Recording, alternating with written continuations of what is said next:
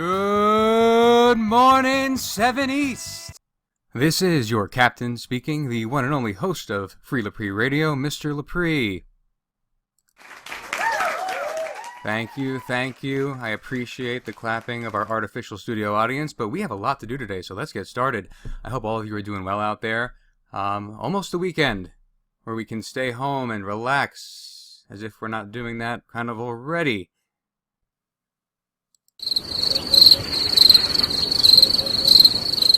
Right, an awkward silence only the crickets can break, because I know that's what we're all doing now, staying home. But as long as we are home, we might as well get some work done, so I'm going to take you through another exciting episode of Free LEPRE Radio, broadcasting 7th grade social studies. Now, before I go any further, I have to acknowledge the elephant in the room. Tom Brady is no longer a New England Patriot, and as a Jet fan, I'm overjoyed, but I certainly understand the pain of our Patriot fan friends out there, and the only consolation I can give is that with 6 Super Bowls, you have experienced more joy than any sports fan probably could in a 20-year period if you're alive that long to have experienced all 6 Super Bowls. As a Jet fan, I'm jealous, but guess what? Life must go on, the show must go on, the season must go on, hopefully. So now let's take a look at our objectives for today. And today we have a few things on our plate.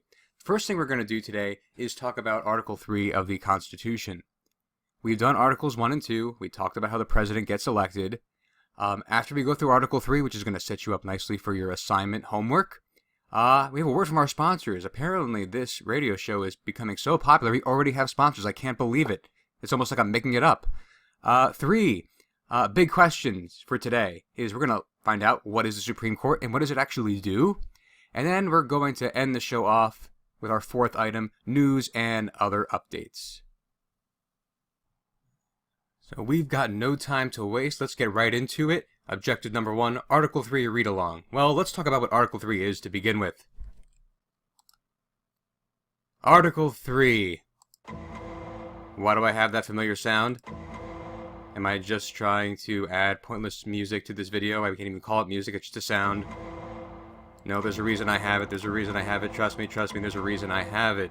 That is because Article 3 is all about the courts. And we call it the judicial branch. I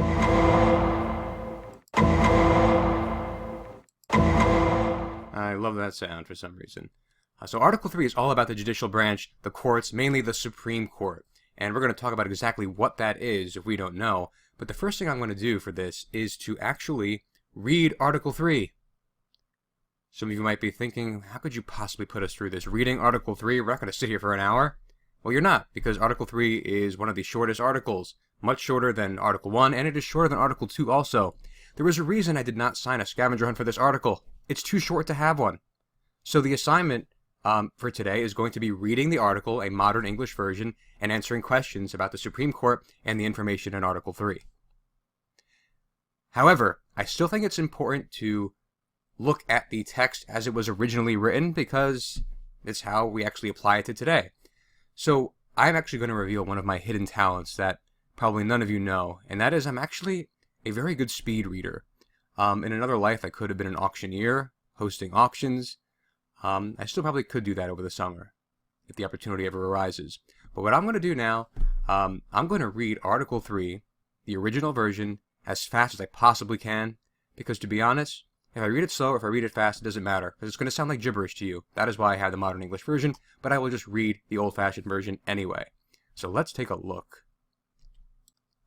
Here we go. Article 3, the judicial branch. I hope we're ready. You can always adjust your YouTube settings to slow it down or speed it up even faster. But here we go.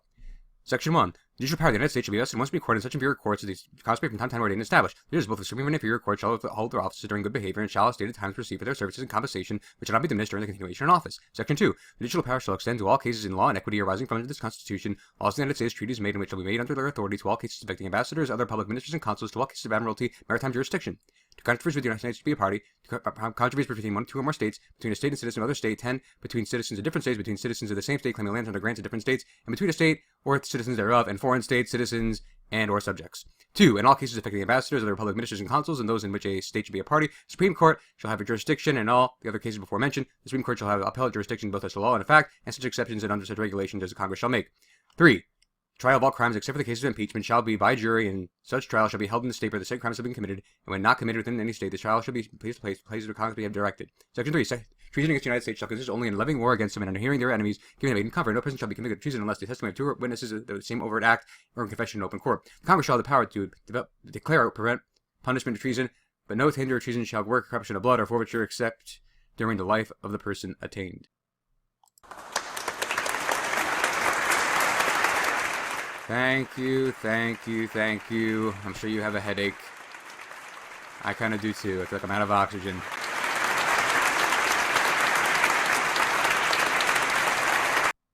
So that was the gibberish version. Now I want to try to make it understandable. But before we go to the modern English version, which you have in Google Classroom, I want to look at the questions first. It's a good idea to look at these questions first so you know what you're reading to find out. So let's look at the questions for the assignment first. So you're going to answer these questions, complete sentences, and you're going to submit them on Classroom. So Article 3 summary questions. First thing you're looking for is how long is the term of a Supreme Court justice? So just so we know, a judge on the Supreme Court is called a justice. So we have Justice Ginsburg, Justice Kavanaugh, and so on. Question 2. What are 4 examples of the situations where the Supreme Court has the power to hear or try a court case? And you have a space, 1 for each of those examples. So you're going to be looking for how long a term is for a Supreme Court justice. You're going to look for examples or situations where the Supreme Court could hear the case. You're going to look for, in number 3, when the Supreme Court can be the first court to hear a case, meaning that there's no other court before it. Question 4 is asking you, what are the 3 things that qualify as an act of treason, according to the Constitution, the acts that make you a traitor? What are the 3 things? And lastly, 5. What section and clause gives the Supreme Court the power to authoritatively interpret the Constitution for the rest of the government? It's a trick question. No, really it is. So whenever I have a trick question, some of you may already know what the answer to this is. And if you don't know, here is a hint.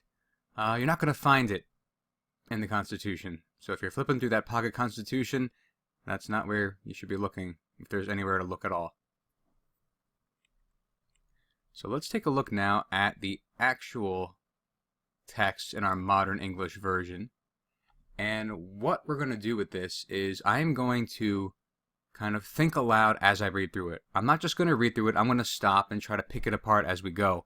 Hopefully this helps you as you read along, and you can kind of look on to see what I'm focusing in on and annotate if that helps you as well. So starting from the top. Article 3, the Judicial Branch, Modern English Version. Section 1. The power to judge cases in the United States shall be placed in one supreme, top, that's what supreme means, the top, court, and in lower courts that Congress may choose to create. The judges, both in the supreme and lower courts, will hold their offices for life, assuming they maintain good behavior, and will be paid for their services through their time in office. Section 1. Question 1. Section 2. The Supreme Court has the power to judge in all court cases that fall under the umbrella of the Constitution, laws of the United States, and its treaties. So any court case involving those 3 things, the Supreme Court has the power to judge in those cases. The Supreme Court also has the power to judge in all court cases involving ambassadors and other public officials in the national government. So let's say an ambassador is charged with a crime, the Supreme Court will have the authority to judge in that case as well. Cases related to things that happen in national waters, to cases involving the entire country, to disputes between 2 or more states, between a state and citizens of another state, between citizens of different states, and between U.S. citizens and citizens of foreign countries. Some of these might seem silly to you. Oh, a state's going to sue another state? Actually, yeah, it's happened before. People have sued the United States government, and in those circumstances, the Supreme Court is the one who's going to give that final ruling. Clause 2 of Section 2. All cases involving ambassadors and other officials in the national government, And in cases involving an entire state, the Supreme Court will be the first court. First court, that sounds familiar from one of the questions. It will be the first court to hear the case. In all other cases, the Supreme Court will only hear the case after an appeals process from lower courts. That is not because they are lazy. You're going to see why it's impossible for the Supreme Court to hear all of the cases. 3. All criminal trials will be jury trials, except in impeachment trials, which we should know the Senate is going to be the jury in the impeachment trials for the president, like we just saw recently. All criminal trials must be held in the state where the crime was committed. If the crime wasn't committed in a specific state, Congress will make laws setting specific places for these cases to go to trial. This one is something you're probably familiar with without even knowing it. If you ever see on the news or even in movies or TV shows, if someone commits a robbery in New York and runs away to New Jersey, there's always this part in the show or in the story where they have to send them back to New York to face trial, because you have to face trial where you committed the crime, according to Article 3. Section 3. Treason, which I remember from the question sheet. Treason against the United States only includes going to war against the United States, taking orders from its enemies, or giving its enemies support. No person shall be found guilty as a traitor unless there are at least 2 witnesses to the act of treason, or if the accused person confesses to being a traitor in court. Clause 2. Congress has the power to set the punishments for treason. The family of someone guilty of being a traitor cannot be punished because of the family member's treason.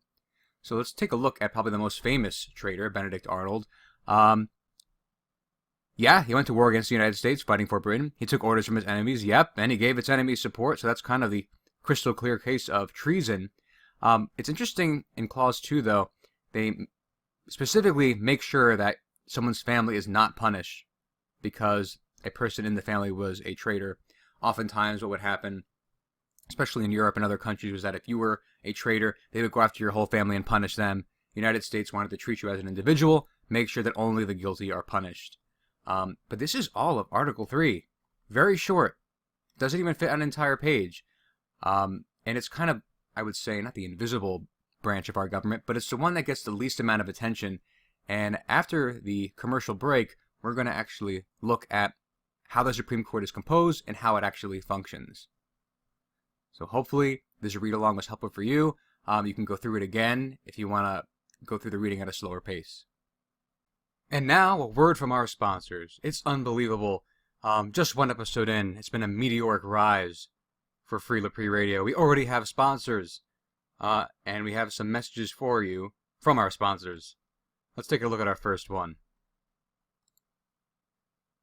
Of course, why not? Toilet paper, Charmin Ultra, less is more. That's the motto. Although I've been informed by our producer that they've actually changed their tagline or motto under recent circumstances. It is no longer Charmin Ultra, less is more. It is Charmin Ultra, we ain't got no more. That's right. Scarcity comedy right there. Look at our second sponsor. Oh, of course, you can't go without these. Bounty paper towels. Aptly named Bounty because if you try to run off with them, the stores or the owners would probably send a team of bounty hunters to get you and get those towels back. They're that valuable these days. Think I'm kidding? Think again. Because we've got the Mandalorian, Patty Mayo, and Dog the Bounty Hunter. They're going to be hot on your trail if you ever decide to run off and steal a roll of bounty paper towels.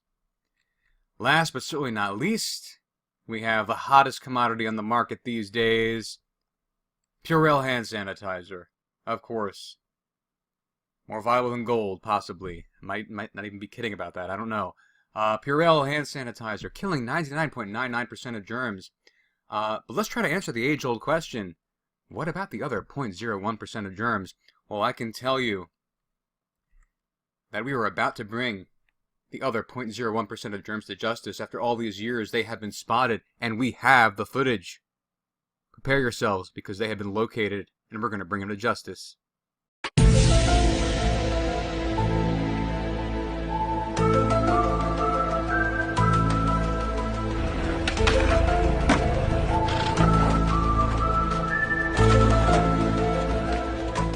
Oh, that's right. There you have it. Some really, really shocking footage. Let's hope the authorities get on the trail of those 0.01% of germs. So those were the messages from our sponsors. Hopefully we'll get some new sponsors in the coming days and weeks as this show continues to climb in popularity, gaining literally dozens of listeners by the day. Those figures are just amazing.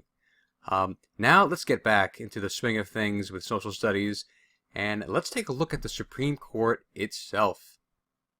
Before we do that, let's go back to our objectives for the day. Objective 1, we finished the Article 3 read-along. Objective 2, we finished a word from our sponsors. Now we're on to Objective 3, our two big questions for today. What is the Supreme Court and what does it do? And before we talk about the Supreme Court specifically, I think we need to backtrack and talk about what each branch does and has the power to do. So the power of each branch, some of it's going to be review, but that's okay. We should know the legislative branch, their main power, their main responsibility is the power to write laws. That is only their job. Only they can write laws. Now for the executive branch has the power to enforce laws. They take what the legislative branch writes and they put it into action. And now the judicial branch. The judicial branch has the power to interpret laws. And I'm sure you've experienced this anytime you played a game with a rule book. There's always interpretation that you have to do if you and someone else don't agree on what the law or rule actually means. All three of these things were considered essential parts of the lawmaking process, and the founders thought it was best to separate these powers into different branches to make sure they weren't abused. That's called separation of power. That's a vocab term. So the judicial branch has the power to interpret laws. Now let's talk about how this actually happens. So what is the Supreme Court? Well, the Supreme Court is just the informal name for the judicial branch.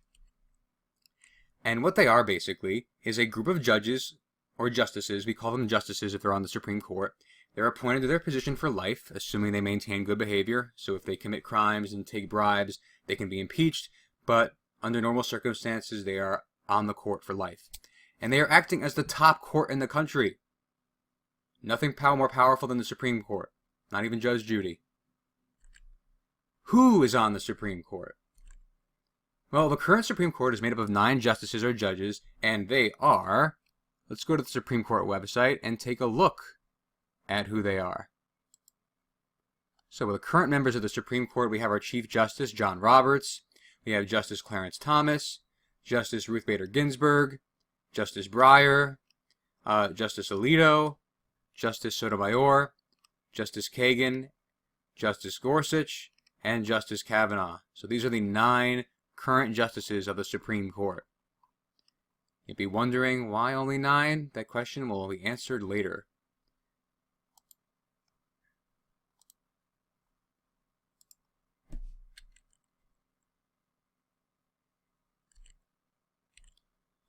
So what does the Supreme Court actually do? Well, the Supreme Court hears cases, but only the most controversial court cases that have made their way up the chain of lower courts and couldn't be decided there.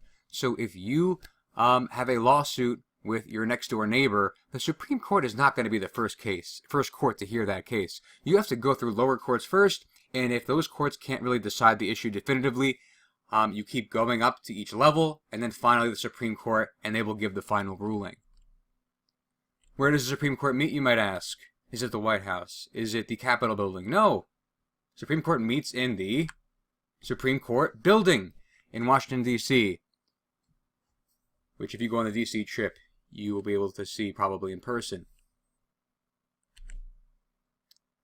So you might be wondering now, how do you get a case to be heard by the Supreme Court? Well, this is where we have this kind of complicated chart.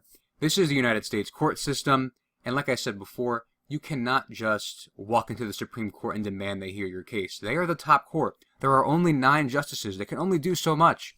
So there's a whole system in place underneath them to deal with court cases, and they only take the ones that are the most challenging and the hardest to decide.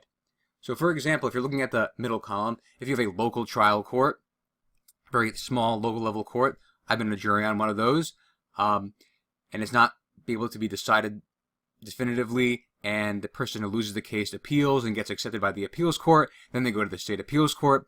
If in this trial they still can't come to a definitive decision, they go to the next level, the highest state court of appeals, and if even this court can't decide the case, they go to the Supreme Court. This whole process could take months or even years to get through. And the Supreme Court very seldom actually chooses to hear these cases because there's been so much precedent over the years that a lot of the rules are pretty much firmly established. But there are some really huge cases every now and then, and you're going to be probably learning about more of those when we get into the early Republic era in that unit.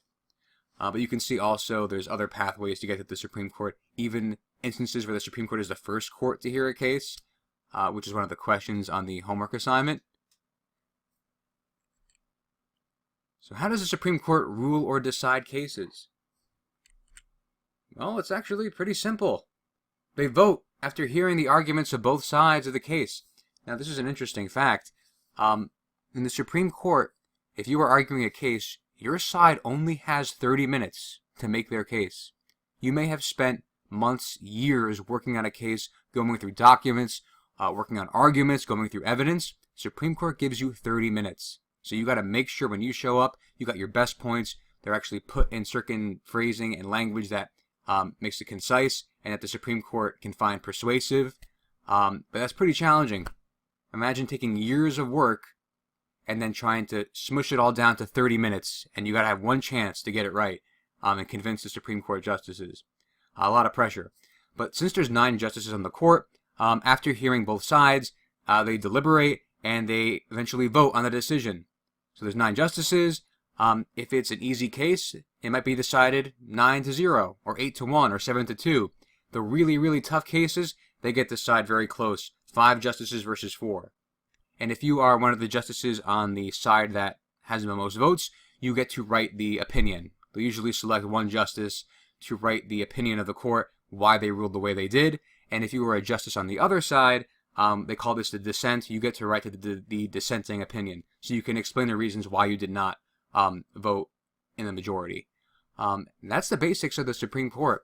When you think about its practical purpose in everyday life, just think about any time someone is accused of breaking a law, they're accused of something, and they don't think they're being treated fairly. Where do you go for justice? You go to the court. And if you can't get justice from the lower courts, eventually you work your way up, like levels in a video game. Let's go back to that chart again. It's like going through levels in a video game. You go through level 1, level 2, level 3, level 4. And if you get to level 4 and you finally win, then you can have yourself a celebration.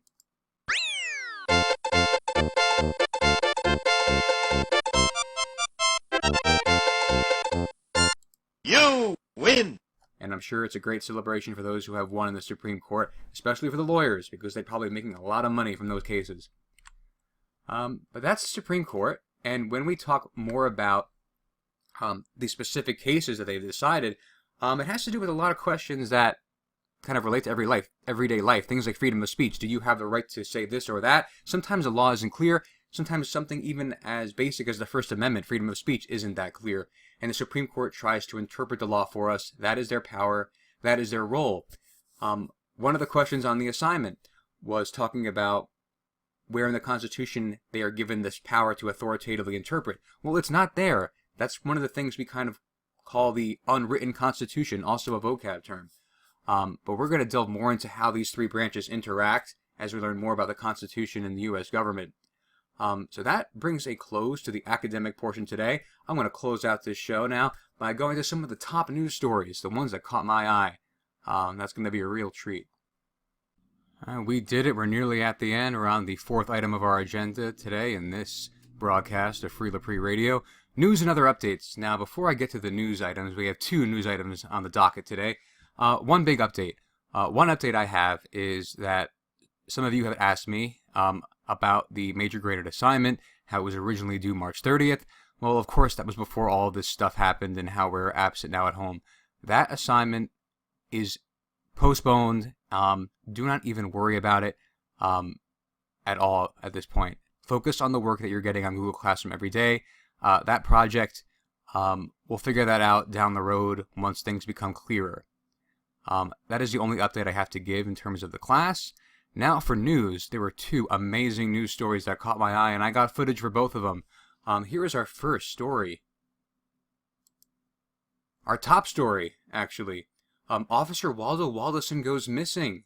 So we have this very popular officer, Waldo Waldoson, known for his glasses and red and white striped shirt and scarf, has gone missing. And we have some footage. Possibly you may be able to identify him. The person taking the interview was not able to. If it feels like neighbourhood policing has vanished, it's not around you. We haven't seen a police while I've been here, and I've been here for a little while now. Really frightening stuff. Will we ever find that officer? I don't know. Sometimes they could be right underneath your nose and you don't even know it. But we'll keep you updated on the story. Now, as for our second story, let's talk about some crime news. Attempted cell phone robbery at zoo. Oh, this is exciting. We have footage of this one, too. The thief is not someone you would normally suspect. But we have the footage, and let's roll it. Oh! Okay. Oh my God. Okay, I guess we don't get too close. Oh my gosh! Oh my gosh! Oh my gosh! What's that gonna do with the phone? Just goes to show you can never be too careful out there. I never would have suspected an elephant of being a cell phone thief. I don't know how they would use it. No thumbs, but it just goes to show you. Can't be too careful. So that just brings you a little levity to end this broadcast. Again, don't be afraid to laugh a little, have fun. Make sure that you're keeping up with your schoolwork. I will see you same time tomorrow, unless you're listening at some other time entirely, which is entirely possible because this is not a live show, even though it says we're on the air, which we're not. So have a good day. Talk to you later.